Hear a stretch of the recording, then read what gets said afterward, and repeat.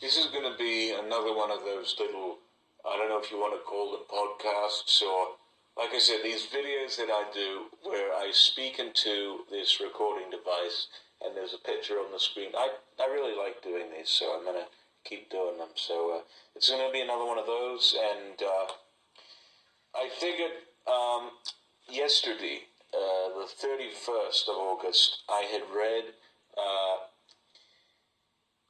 a story by Arthur Conan Doyle, who obviously you know is my number one literary influence.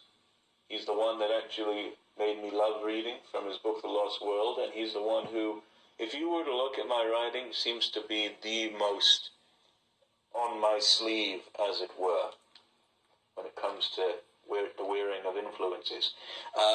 But I had read this story yesterday. It was actually his first published story, called The Mystery of Sasasa Valley.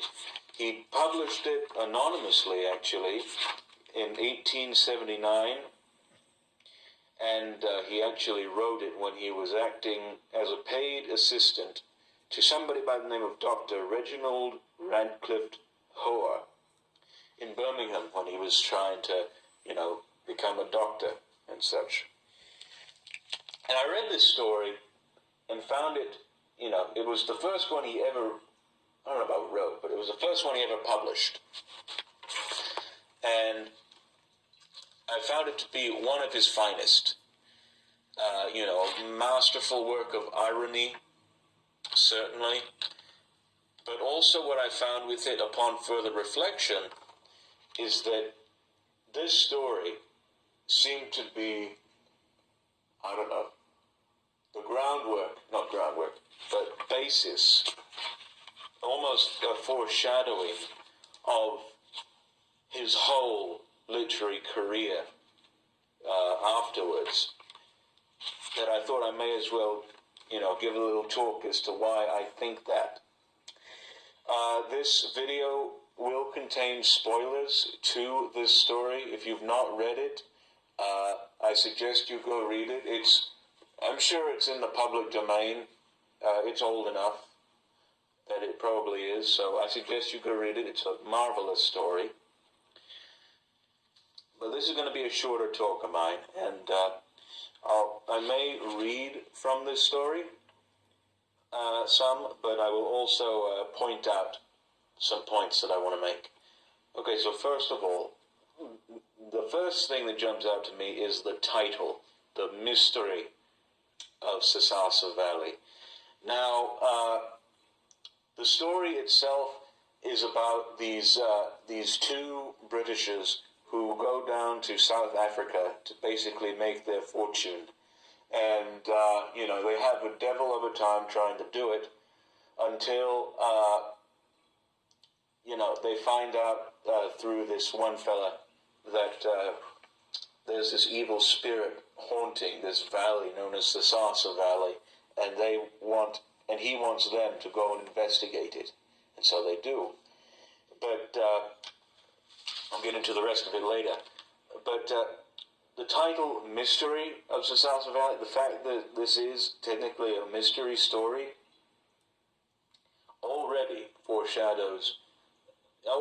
elicits Conan Doyle's interest in the mystery genre with, such stories as that of Edgar Allan Poe. He thought that all mystery stories seem to be rather lackluster, and all those sort of detectives seem to have, amounted to their conclusions by chance or some sort of fluke or something, as he said famously in an interview in 1927. That is one of the only recordings of his voice. But he thought Edgar Allan Poe's to be among, some of the best mysteries ever read. So right away, that lets us know that, he has an interest in the mystery genre, which becomes ever more apparent in the year of 1888, or 89, I believe, when he wrote and published the first Sherlock Holmes story, A Study in Scarlet. I think it was 1889, somewhere in here. I'm looking here through the introduction to this collection, The Unknown Conan Doyle, which is the source from which I got the story. Anyway, it was 1888 or 89, one of those. But right away, that lets us know that, obviously he's going to be a mystery writer. The fact that that title itself, The Mystery of Sasasa Valley, the fact that that is apparent automatically foreshadows it. All right, and then the next point I want to bring here, let me see.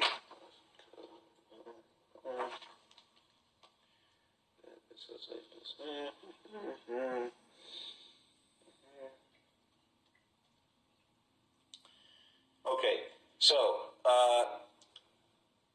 this one man, who intrudes on our characters. The characters are named Tom Donahue and I believe what's his name? Jack Turnbull. Yeah, Jack Turnbull. This one character named Dick Wharton intrudes upon them and basically tells them that somebody's cattle has, strayed away into Sasasa Valley, and how basically he will not go in there to go after the cattle because, he sent his men there, his Africans and such, and how, they believe in this superstition, that there's an evil spirit that haunts the canyon, and that, it shows this very, this very prominent set of eyes that's very luminescent in the darkness. That there, the fact that there is a, that this valley happens to be haunted, and that this is technically a ghost story he is telling them. That right there foreshadows Conan Doyle's interest in spiritualism. That was originated in about, 1920s. In the 1920s, let's just say that. And how, later he would go on to write such stories as, selecting a ghost, or the case of Goresthorpe Grange, or the Ghosts of Goresthorpe Grange, and also other stories,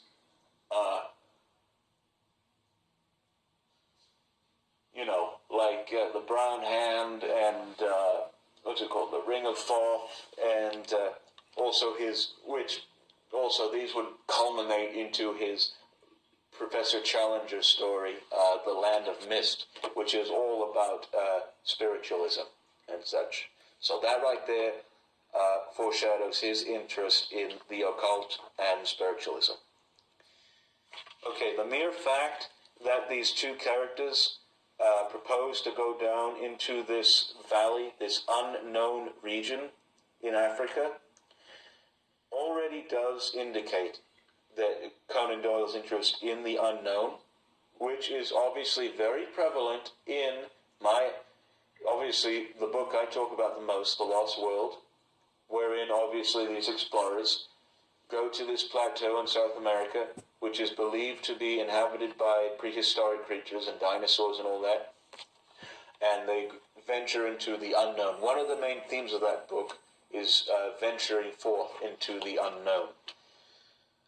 And then, so therefore, with these characters going in there and then thinking whether this thing is real or not, they obviously think it's a bunch of bunkum, but that automatically is symbolic of Conan Doyle's later interest in the unknown. Alright, next thing here, if I can do this.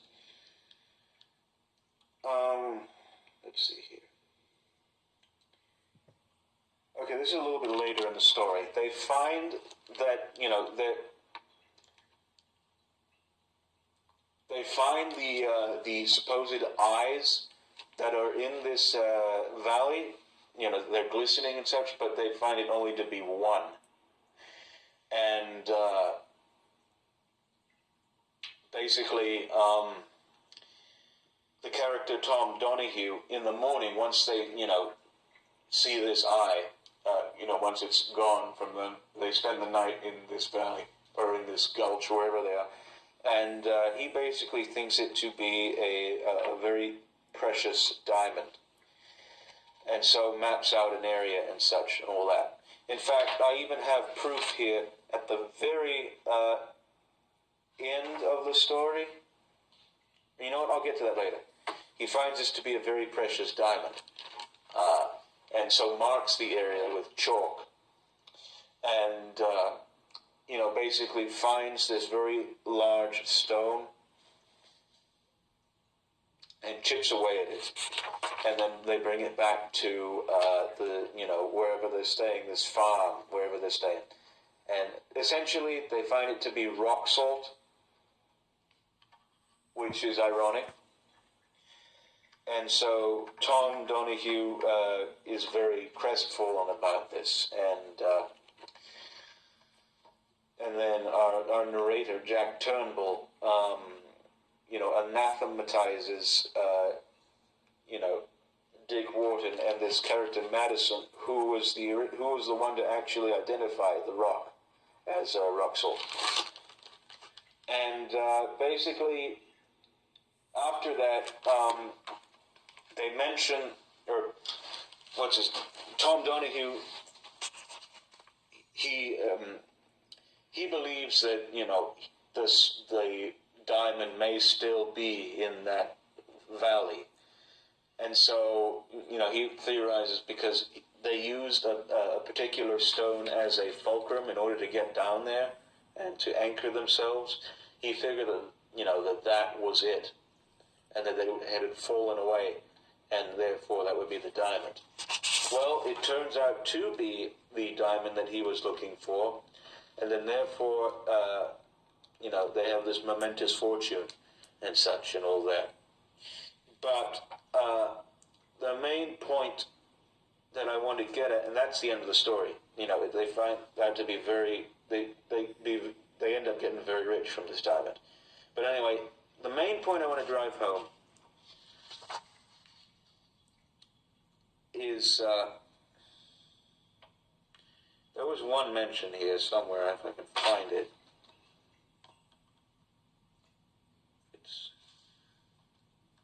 It mentions something or other about diamond mines or something.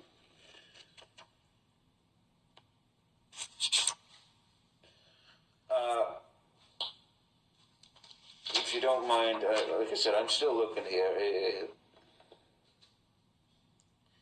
But anyway, it says something here. Let me actually go look in the Lost World for it, because I know exactly where it is in the Lost World.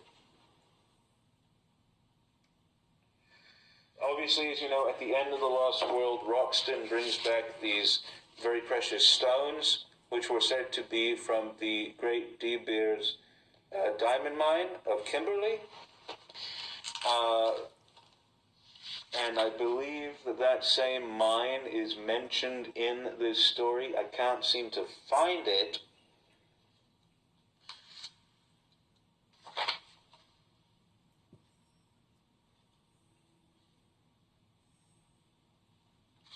But essentially, that foreshadowed that moment there. Anyway, and now you're probably wondering, what does this say about his historical writings and such? Well, most of his historical fiction, like The White Company, Sir Nigel, Micah Clarke,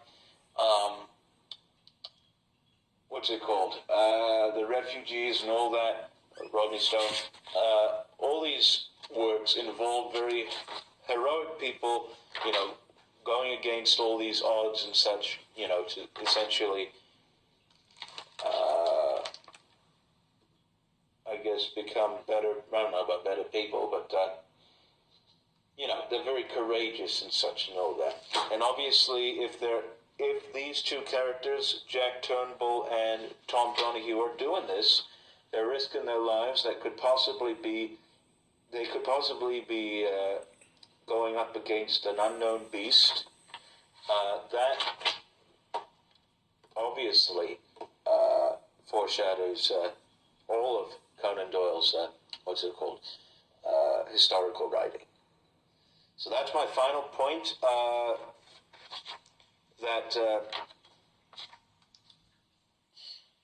This one story, The Mystery of Sasasa Valley, the very first piece that Conan Doyle ever wrote and published, was basically the one piece that foretold of every single other piece he would ever write from that point on. And you can see that in his work, as I said. I've mentioned pretty much almost everything he wrote. You can see that. And also the fact that they're going into this valley does sound very similar to this one story called The Terror of Blue John Gap, in which a character goes into this cave to see what is taking all these sheep from this one district in Yorkshire or somewhere or other. So you can see that clearly this story has had massive influence on Conan Doyle and the whole of his literary canon. So that's all I want to talk about here. I hope you enjoyed this video, and we'll see you here next time.